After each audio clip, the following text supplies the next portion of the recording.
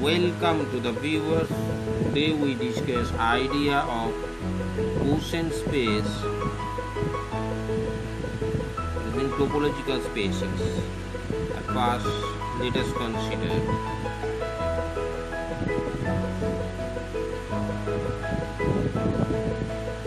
X tau be a topological space.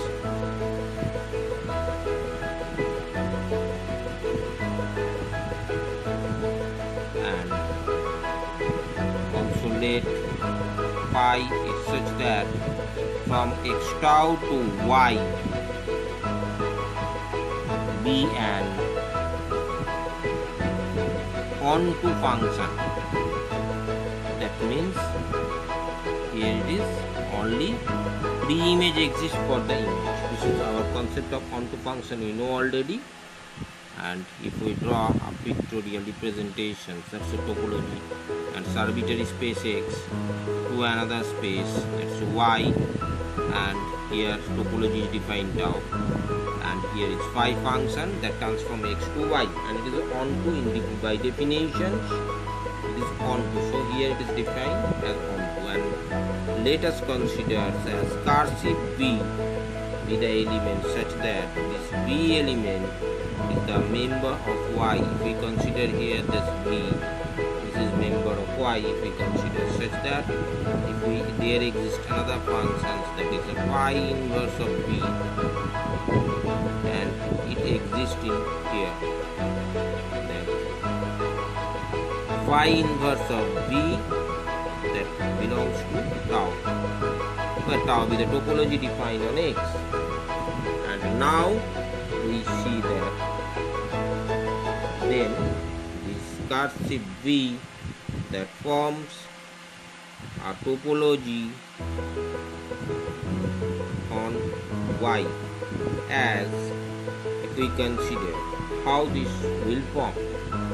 If we consider here in the space as y, and here is the onto function, and here is the definitions phi from x to y. Therefore, for the indiscrete topology, this phi and this total entire space, this will certainly belongs to this type of element, that's a cursive v. This is so this is a topology, nothing but the topology in these sides. So these elements lying in indiscrete cases. And now for the second cases, if we consider here an element h as a subfamily of the members, that's h alpha, and let if this member like h alpha and alpha be the member of index set cup is a subfamily of this cursive v, and then this h is equal to union of all this type of element tau h alpha. If we consider whole of this element, that will be nothing but the subset of y. This is our concept. Here if we consider that will be subset of y, and all this type of member of this v, because here cursive v is the topology on that spaces, and here it is a subfamily, so they are all union type element, that's confirm this union of this element that will be in y. And if we consider, and here our main object is to prove this h is that belongs to this topology of cursive v, then how to prove this result such that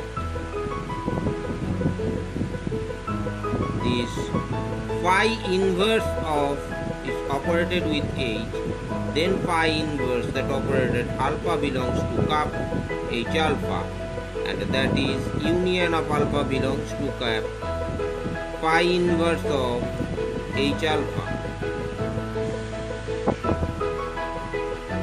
And where each phi inverse of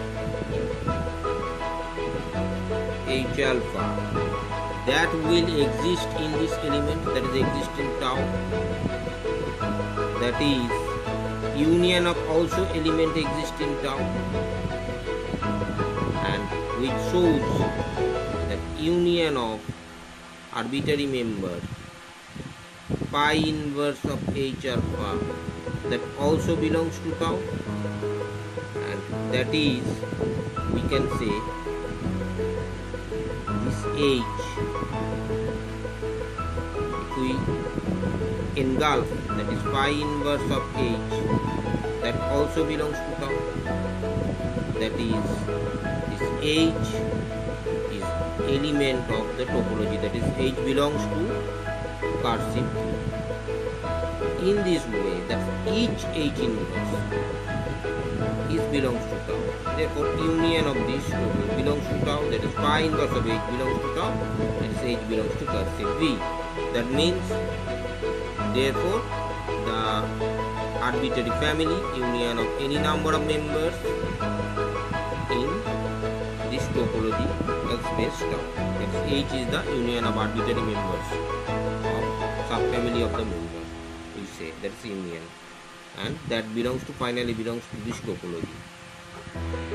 Now for the third case is how to prove that if h and k are in y, if we consider, then pi inverse of h intersection k, that will be equals to pi inverse of h intersection pi inverse of k that also belongs to tau, as pi inverse of h and pi inverse of k belongs to tau.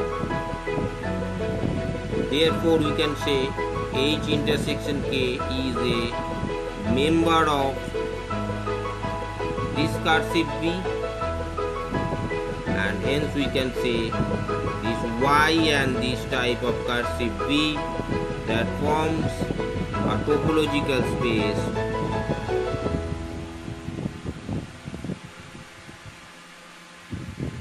and this type of topology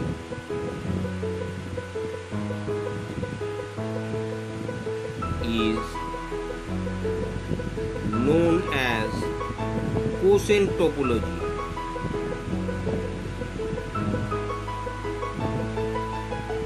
So we get this idea of quotient topology. We end our discussion today. If you like this video, like it, share it, and don't forget to subscribe the channel. Thanks for watching.